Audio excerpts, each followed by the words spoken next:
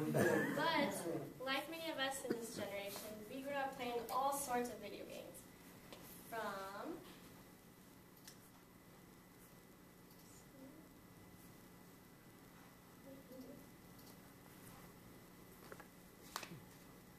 Whoa.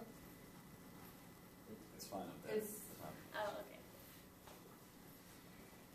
From Pac-Man to Super Mario Brothers, Grand Theft Auto, and Call of Duty. Over the years, we all have personally been able to witness just how much these video games have changed since we were born in the 90s. And today, I would like to persuade you all to believe that the positive effects of video games greatly outweigh the negative effects that society has put upon them.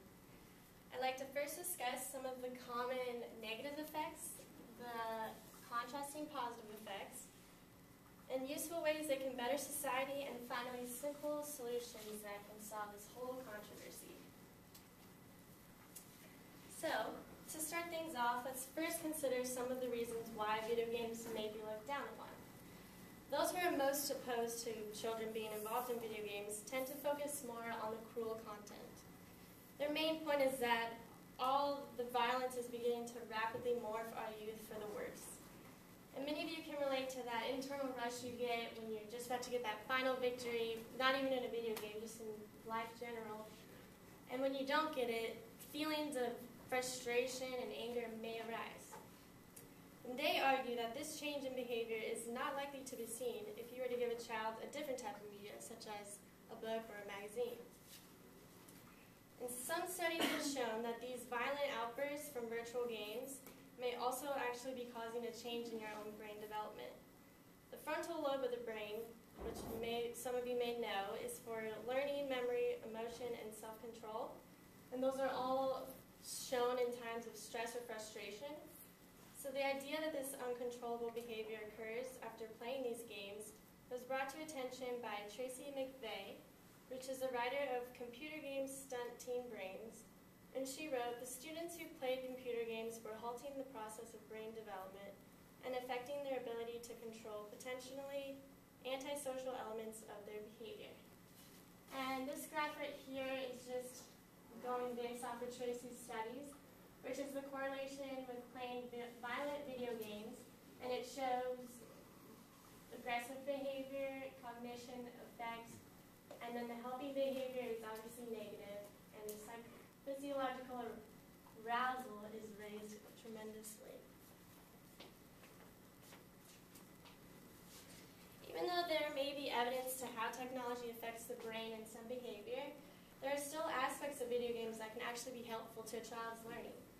The use of video games can improve hand-eye coordination, such as seen in Guitar Hero or even Just Dance, and also can fully engage the brain. For example, in a widely known game called Call of Duty, which many of you may be familiar with, the main player is responsible for discovering ways to survive on their own and properly strategize in order to get through each level. Kids are placed in this situation where they must critically think about how to make things happen by only using the resources that are given.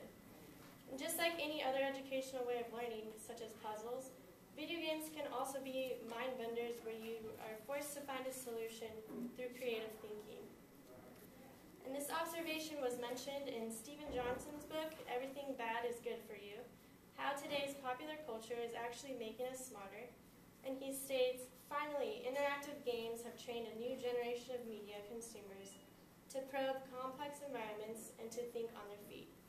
And so basically he's just suggesting that video games can be more than just mind-numbing escapes from reality, but instead allow a way for minds to learn important skills that can be used in maybe real-life situations. So not only that, but these types of games can also be portrayed as more of learning tools.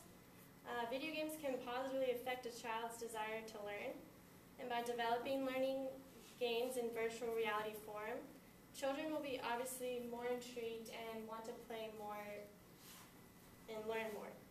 Lucy Word of The Guardian, an online newspaper, reported that academics at London University's Institute of Education discovered that video games can be used in the classroom to help children learn concepts such as critical appreciation of narrative structure or character development, which they might otherwise study in a novel. So this just becomes significant when you think of the overall rareness of children actually wanting to read books and as personal enjoyment these days. And so incorporating these new video games and technology with children's education can be really crucial for the future. Terry Moe and John Chubb made a significant point in their book, Liberating Learning, when they said schools can be operated at lower cost, relying more on technology and less on labor. They estimate that a school could reduce its teaching staff by approximately 1/6 if elementary school students spent 1 hour per day learning electronically. And the cost savings could be used in a number of ways, such as investing more in teacher training or even teacher pay. So this allows us to still access the same brain power and overall maintain the positive interest in learning similar lessons before technology takes over. Finally, with the increase of video games and special effects, disturbed parents seem to blame their children more. However, more are realizing the real blame should be placed more on the parents. Because just like TV, there should be some parental control and monitoring of what exactly their children are involved with. And video game companies are now required to present a rating system determined by the language, content, and action of the game, and a final appropriate age and audience is set to better ensure what to expect. And this is explained by Entertainment Software Rating Board, a game rating company, when they say, ratings are designed to provide concise and objective information about the content in video games, so consumers, especially parents, can make informed choices. In conclusion, despite all the negative comments that have developed over time, the positive view of video games definitely outweigh the negatives. And there's various ways that technology and games can encourage the power of learning and be extremely useful. So what I would like for you to take away from this is to take the game ratings more seriously because they're there for a reason, and to view video games in a better light and recognize, most importantly, how helpful they can be for generations to